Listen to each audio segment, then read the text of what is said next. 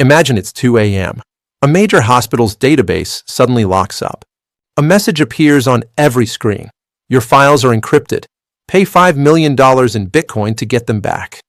In the world of cybersecurity, this is the nightmare scenario. While a Security Operations Center, or SOC, acts like security guards watching the monitors, they aren't the ones who rush in to perform surgery. For that, you need the CIRT, the Computer Incident Response Team.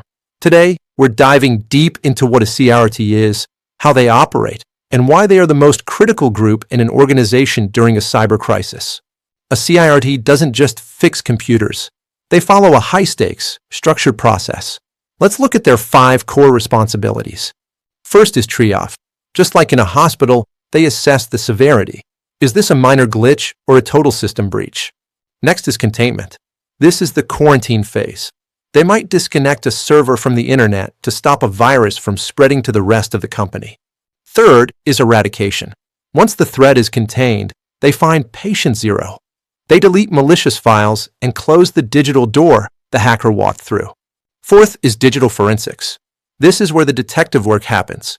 They collect evidence to prove who attacked, how they did it, and what data was touched. And finally, communication. They translate technical chaos into clear reports for executives, legal teams, and even the police.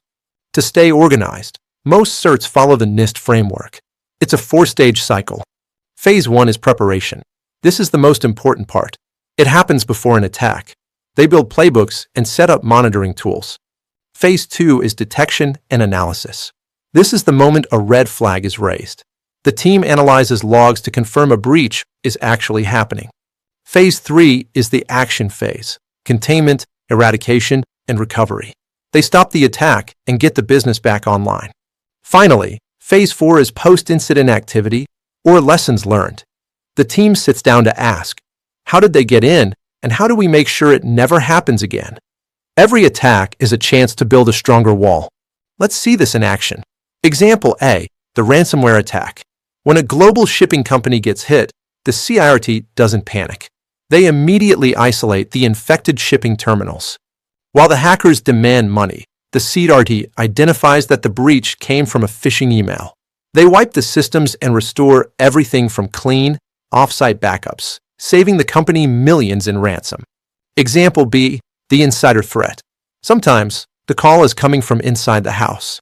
Imagine a disgruntled employee trying to download the company's entire client list to a personal USB.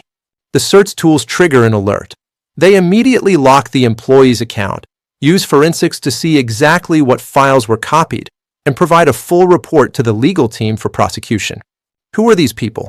A CIRT is a cross-functional supergroup. You have the CIRT lead who manages the chaos. You have security analysts, the technical experts fighting the fire. You have forensic investigators who act as digital detectives. But it's not just techies. You also have legal and compliance officers to ensure the company follows privacy laws, and public relations leads to manage how the news is shared with the world. In short, the CIRT is an organization's ultimate insurance policy against digital disaster. If you're building a security strategy, you don't just need a firewall. You need a team ready to act when that firewall fails. Would you like me to help you draft a specific incident response playbook for your own organization? Let me know in the comments or reach out to start planning.